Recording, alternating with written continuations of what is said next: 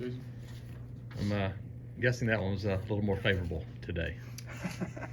The same challenges we had after yesterday, or we still have some of those. I like how the guys, the two guys you met with, Cooper Weiss, Cooper McMurray, thought McMurray was amazing in his at-bats early, and Weiss plays with so much energy, and was really, I think, has been a spark and was a spark again today for us, but really just up and down the lineup, we kept churning it out. And yesterday, I think it was 35-11 if I add up like errors and hits and walks and everything that you can think of. And today we kind of were favorable in that category. You can have emotion and distraction and wonder what's going on. This is all about around home plate and inside those lines and your ability to win some of these wars. And there's a game within a game. That's what's so amazing about baseball. But there wasn't much to be said with this group. I was really interested in today. I wanted today to get here and just see how this team would respond with so many new pieces, because that's the first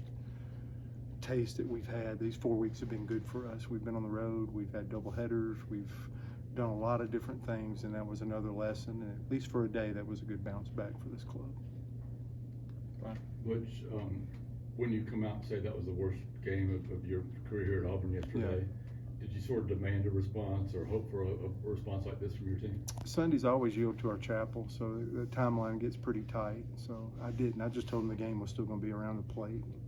I got dusted up my resume and stuff like that for everybody that fired me yesterday, because this is business and it is personal. So you're always ready coaching in this league and being a part of this world. So you got to keep your axe as sharp as you possibly can. And you have those things that happen all the time. I was telling Ike Irish today, this game is amazing. It'll take you through everything, and all it's measuring is, like, if you're pitching and you give up a home run, it really matters what happens in the next at bat.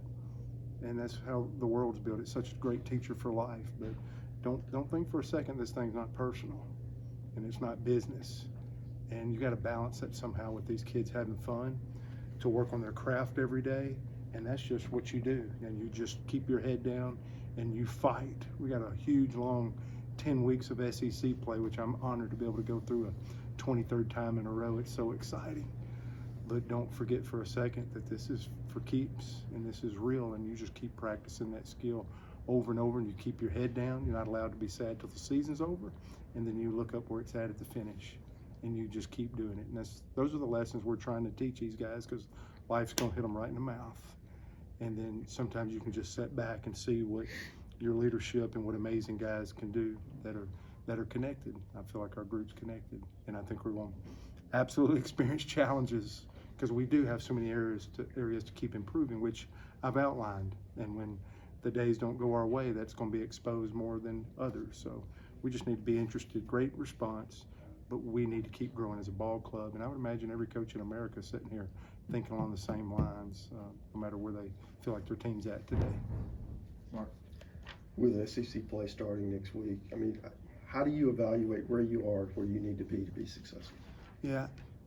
Mark, I've done a little different this year where it's just one game. I thought our schedule was so good, because overall, you guys said we might play 33 deep quad one games or whatever, and I just took that and I told them, well, we don't have to get ready for 2 different games. This Austin Peay, I felt like we were playing 11 SEC conference weekends. UConn made it 12. Going to Jacksonville, Florida made it 13. It's just, there's one game. This is who we are. Some of these pieces of who we are, and we keep getting better, because this is a game of inches, and if you can do the little things well, the big good stuff will show up. So it's still a pursuit of being able to do some of those things, but I would be disappointed. I think it would be a mistake for us to try to go create a new brand of ball, because we're going to an amazing Vanderbilt club next week. We've been practicing one game. This is our at-bats. This is our collection of everything that we've done, and we got to take this and continue to try to be consistent and fearless and selfless and all the things, relentless, and you just have to keep doing that each and every day, even if you get the outcome you want or not. Brian? Butch, how did Joseph Gonzalez, how was his bullpen, and then do you still plan to throw him against your live hitting tomorrow? Thursday's pen was better than the last 2 starts as far as getting down the mound and the ball coming out of his hand. Tomorrow is the last hurdle for evaluation for this coming week. So his ability to be part of the Vanderbilt series will be after throwing live to hitters tomorrow. So we had We did a bunch of force mound play, lots of watching video, a lot of adjusting with the lower half, not so much the top half. My biggest thing coming off shoulder surgery, you know, the shoulder's chiefly responsible for velocity, so we were spending more time where command was our biggest bother, to be honest with you. So whatever that, you know, Teef and those guys come up and we put it together. We did a plan for a couple of days to try to do some of that without throwing. So you could do that with med balls, you can do that a variety of different ways, and then had a more aggressive lower half in that pin Thursday, which is good.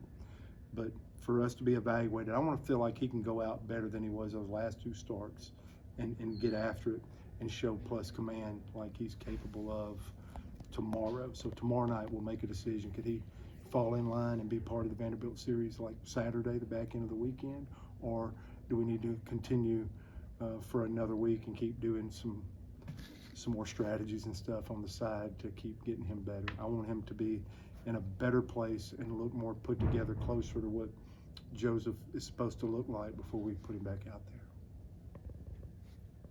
there. All right.